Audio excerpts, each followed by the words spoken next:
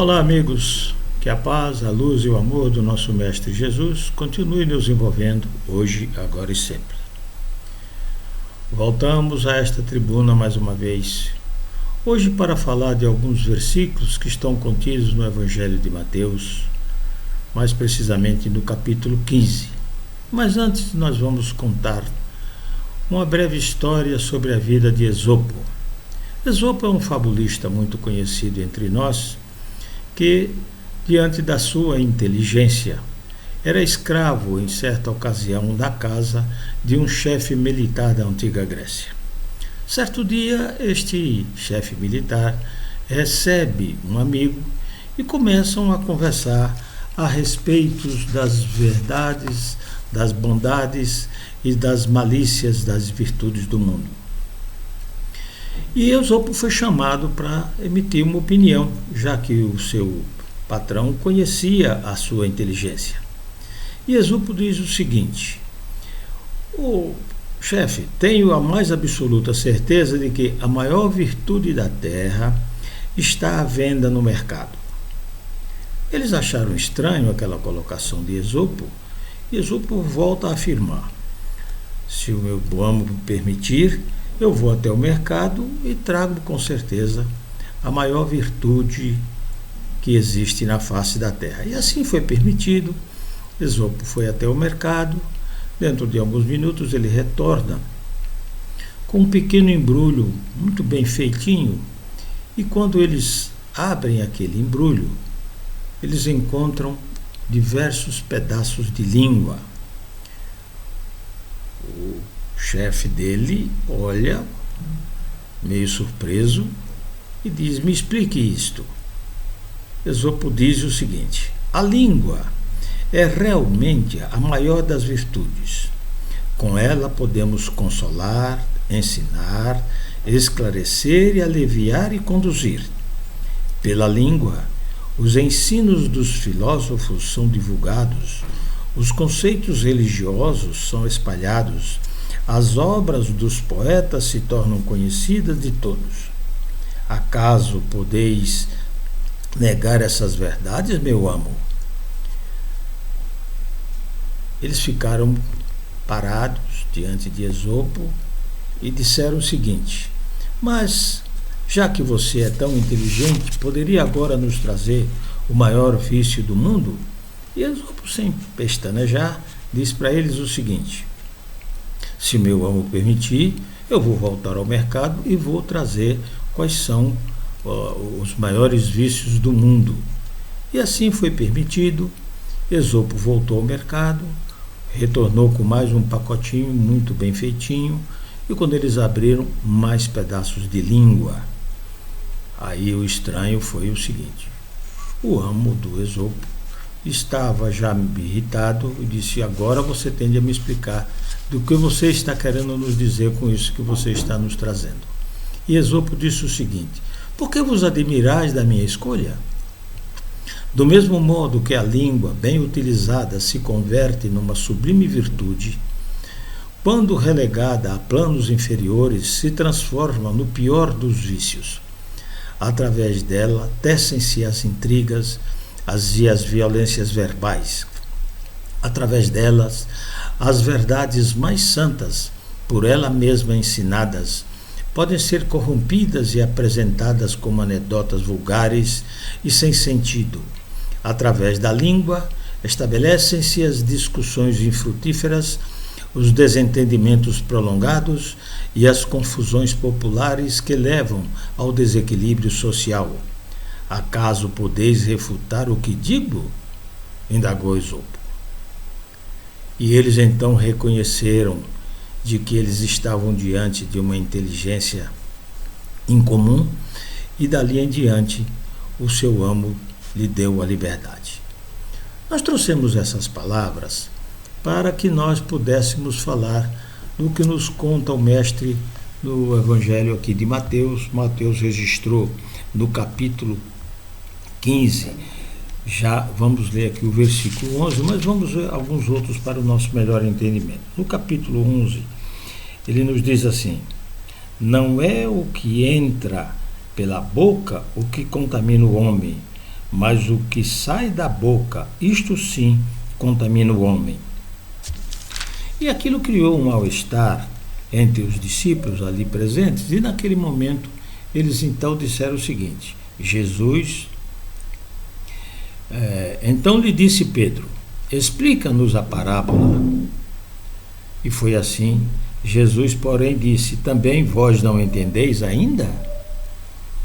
Não compreendeis que tudo que entra pela boca desce para o ventre e depois é lançado em lugar escuso? Mas o que sai da boca vem do coração. É isso que contamina o homem. Porque do coração procedem maus desígnios, homicídios, adultérios, prostituição, furtos, falsos testemunhos, blasfêmias.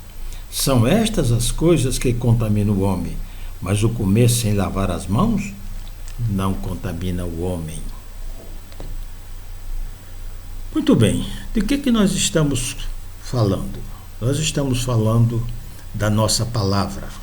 A nossa palavra realmente é uma coisa muito importante. É com ela com as quais nós nos comunicamos, expressamos os nossos sentimentos, verbalizamos muitas vezes palavras impróprias, inadequadas em momentos inoportunos. E as colocações de Esopo na sua fala nos deixa claramente evidenciado de que, se não nos cuidarmos adequadamente, os compromissos que eventualmente já temos por conta da nossa encarnação e de encarnações anteriores, e também por encarnações que ainda virão, poderão nos comprometer ainda mais. O Pierre Taylor de Chardin nos brinda com uma frase muito interessante: não somos seres humanos tendo uma experiência espiritual. Nós somos seres espirituais tendo uma experiência humana. No momento, nós estamos encarnados. É claro que muitas vezes nós nos expressamos como eu sou. Muitos, às vezes, inadvertidamente, nos dizem: você sabe com quem você está falando? Nós estamos falando com o espírito que só está encarnado naquele momento, mas nós não somos, nós estamos provisoriamente encarnados para podermos evoluir. Quando nós vamos aqui desta obra chamada Sinal Verde, conhecido de muito de todos nós encontramos aqui na lição número 39 a seguinte colocação, a primeira frase que nos diz o seguinte: você dominará sempre as palavras que não disse. Por que nós vamos dominar as palavras que não dissemos? Porque ainda não a dissemos.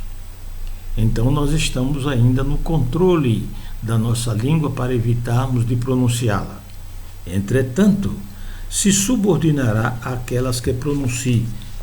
Evidente, a partir do instante que nós lançarmos a nossa fala, nós já não podemos mais pegá-la. Evidentemente que são falas que muitas vezes podem ser educadoras, podem ser frases que venham trazer alento, esperança para aqueles que estão a nos ouvir. Mas nós também sabemos que o filósofo Spinoza nos diz: sou livre de tudo que sei e sou escravo de tudo que ignoro.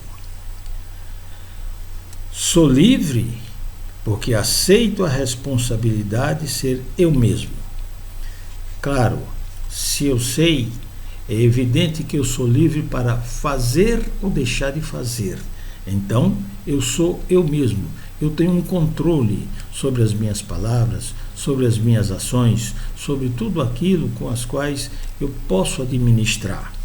E sou escravo, porque aquilo que o homem não conhece não existe para ele. Se eu ainda não conheço, eu ainda não posso ser escravo daquilo que eu não conheço. Por isso, o mundo tem para cada um o tamanho que abrange o seu conhecimento.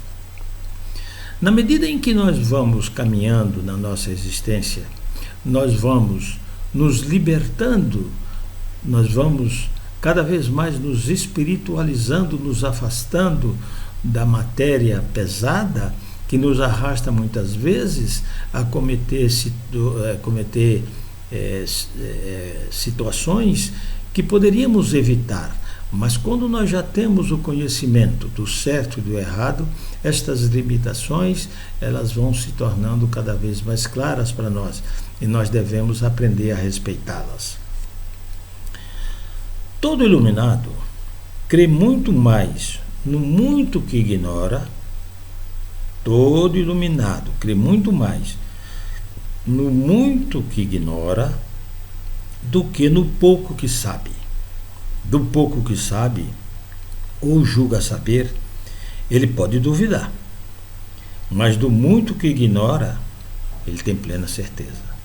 Então, a partir do instante que nós sabemos dessa situação, nós sabemos de uma coisa: ainda precisamos aprender muito, temos que caminhar muito para poder aprendermos, diante desta nossa caminhada, nos sentirmos pessoas mais libertas, mais em sintonia com o plano superior, aprendendo a fazer coisas melhores, mais bonitas e mais agradáveis a Deus.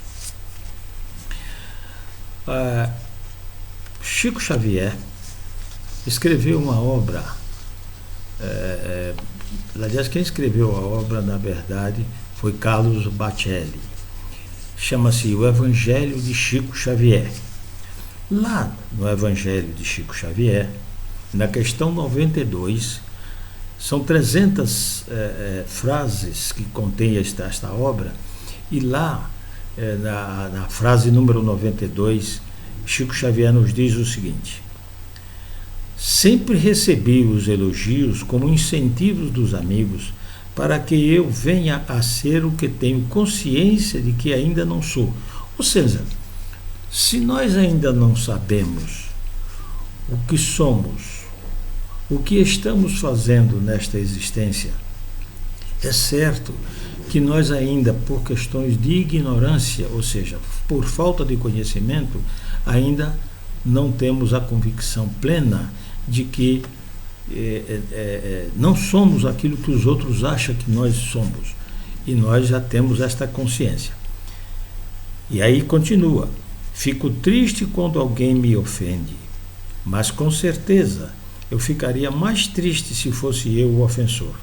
Magoar alguém é terrível. Realmente, muitas vezes nós nos destemperamos diante de algumas situações que nos constrangem, mas isso não quer dizer que nós deveremos revidar com a mesma moeda, porque revidar é fácil, só que muitas vezes as consequências pelo revide podem nos trazer aborrecimentos indesejáveis, e não só para nós, mas muitas vezes para a nossa família, para aqueles com os quais nós convivemos e partilhamos a nossa existência. Então, este cuidado que nós temos que ter com a nossa fala, com a nossa palavra, é aí que nós precisamos buscar. Muito bem, zelemos pela tranquilidade de nossa consciência sem descuidar da nossa apresentação exterior. Busca do ter e ser, escravizar-se pelos bens materiais. Quando nós nos escravizamos pelos bens materiais, nós não somos. Nós somos o que temos. E necessariamente o que temos, ele passa com uma velocidade impressionante. Poderemos ter, porque são coisas efêmeras, poderemos ter agora e no minuto seguinte não termos mais, por conta da nossa ambição, muitas vezes o nosso despreparo ou nossa falta de amadurecimento nos leva e nos deixa a sermos pessoas descuidadas nesse tipo de situação. Muito bem, a palavra de bondade é uma semente de simpatia. Nós costumamos dizer que muitas vezes vale mais um sorriso afável do que um rosto bonito. A frase de acusação é um golpe, agravando a ferida que nos propomos a curar. Muito bem.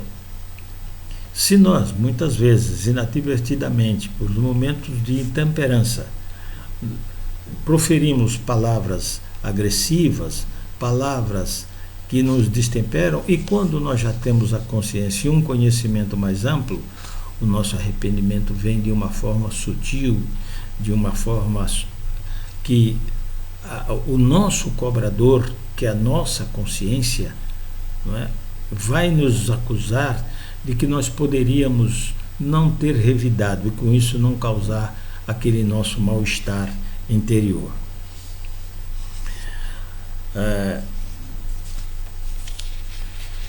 A frase calmante é integrante de paz.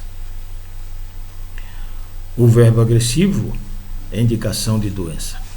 Quando nós falamos aqui de doença, não é necessariamente a doença física, é o nosso despreparo para entendermos o que poderíamos fazer de melhor para enriquecer o nosso espírito, porque Deus nos criou, como todos nós bem sabemos, simples e ignorantes, mas nós estamos numa escola de aprendizado interminável e esse aprendizado com certeza vai nos favorecer muito quando estivermos lá na frente.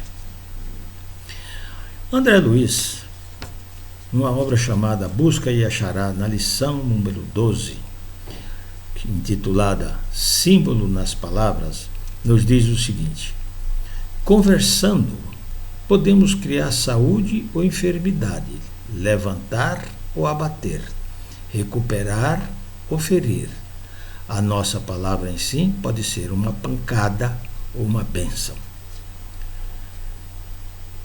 Na hora que nós medimos com mais calma, com mais cuidado as palavras que proferimos, nós poderemos perfeitamente medir a extensão daquilo que nós atingimos, sejam elas, como nos diz André Luiz, uma pancada ou uma bênção.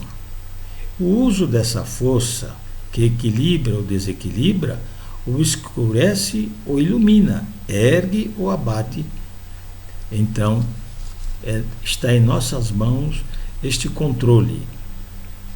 Nós deveremos imaginar o seguinte: quando nós formos proferir uma palavra, seja ela da forma como seja, tomamos o cuidado para saber se a nossa mente está engrenada, porque nós muitas vezes nos destrambelhamos a falar aquilo que não traz nenhum benefício para quem quer que seja e assumimos compromissos muitas vezes que são compromissos impagáveis. Nós poderemos assumir esses compromissos de forma que, dependendo da nossa faixa etária, ainda não vamos ter tempo de resgatar isso aí. Então, recordemos a filosofia dos antigos romanos quando nos dizia: há homens que cavam o túmulo com a própria boca. Seja comendo, seja falando. Aliás, ultimamente, nós estamos verificando muitas narrativas que poderiam ser desnecessárias por pessoas que deveriam ter um controle, e não só dele, mas também proferir palavras que adoçassem a vida das pessoas e não necessariamente espalhar o alarde por onde quer que caminhe. Ainda, na mesma obra que já nos referimos, o Evangelho de Chico Xavier, escrito por Carlos Bacelli, tem lá uma frase que nos diz o seguinte: graças a Deus, não me lembro de ter revidado a menor ofensa das inúmeras que sofri, certamente objetivando todas elas o meu aprendizado, e não me recordo de que tenha conscientemente magoado a quem quer que fosse. Emmanuel sempre me disse: Chico, quando você não tiver uma palavra que auxilie, procure não abrir a boca. Todos nós conhecemos a história da água santa. Na hora que tivermos que fazer alguma coisa dentro dessa direção, melhor fazermos o seguinte: vamos encher a nossa boca d'água, essa água comum mesmo, e ali ficarmos com esta boca fechada, com ela cheia d'água, se possível durante toda a encarnação, porque assim evitamos tantos comprometimentos desnecessários para levarmos para as existências futuras. A paisagem social da Terra se transformaria imediatamente para melhor se todos nós nos tratássemos dentro de casa, pelo menos com a cortesia que dispensamos aos nossos amigos.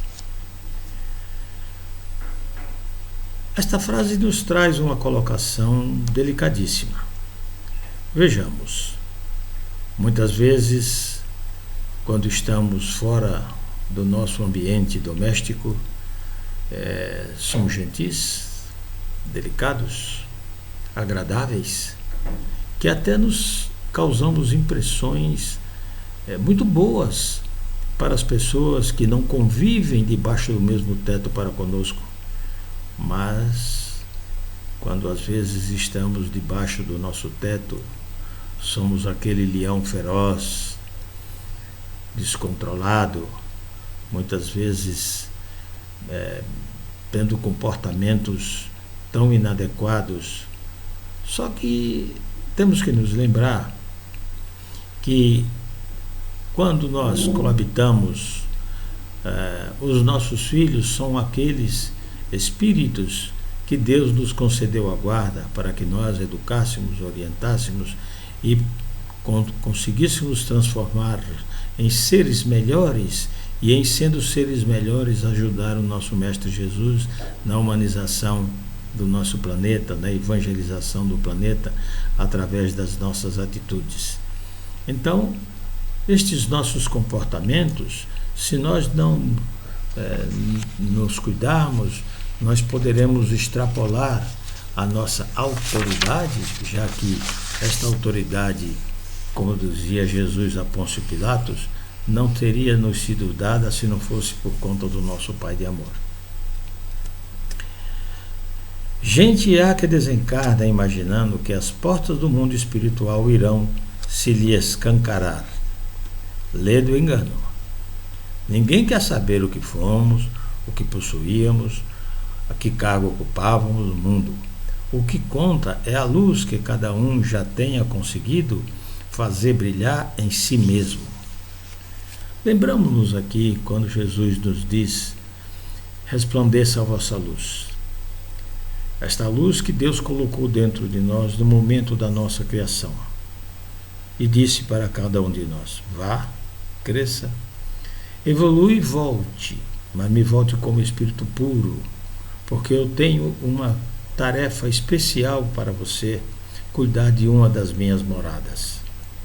Nós muitas vezes duvidamos do que estamos aqui falando, mas não deveríamos, porque o nosso destino, queiramos ou não, é sermos espíritos puros, e aí merecemos a graça do nosso Pai de amor, e com essa graça nós conseguirmos atravessar portais elevados, portais de conhecimento, portais que vão nos trazer a grande alegria de podermos auxiliar o nosso Pai de amor naquilo que queremos. Então nós deveremos cuidar no sentido de clarear, adoçar nossa palavra, para que nosso verbo não acuse nem fira, mesmo na hora da consagração da verdade. O que estamos querendo dizer com isso? Se nós adoçarmos a nossa palavra, cuidarmos muito bem daquilo que que é o nosso propósito, nós teremos grandes oportunidades de sermos seres melhores e ajudarmos o nosso Pai naquela tarefa de melhorar a nossa caminhada evolutiva e a nossa encarnação. Nós gostaríamos de findar esta nossa fala nos valendo desta obra aqui, Palavras de Vida Eterna, aqui na lição 52, intitulada Palavra Falada. Nós vamos ler o último parágrafo desta lição, que nos diz o seguinte: saibamos, assim, lubrificar as engrenagens da audição com o óleo do amor puro, a fim de que a nossa língua traduza o idioma da compreensão e da paciência, do otimismo e da caridade, porque nem sempre o nosso julgamento é o julgamento da lei divina, e conforme asseverou Cristo, não há propósito oculto ou atividade transitoriamente escondida que não hajam de vir à luz. Vamos assim, amigos, procurar administrar a nossa fala, colocar um freio na nossa mente no momento de proferir as nossas palavras, muitas vezes uma pancada, muitas vezes consoladora, no momento mais adequado, para poder auxiliarmos e melhorarmos o ambiente à nossa volta e também de todos aqueles com os quais nós partilhamos esta nossa existência. Graças a Deus.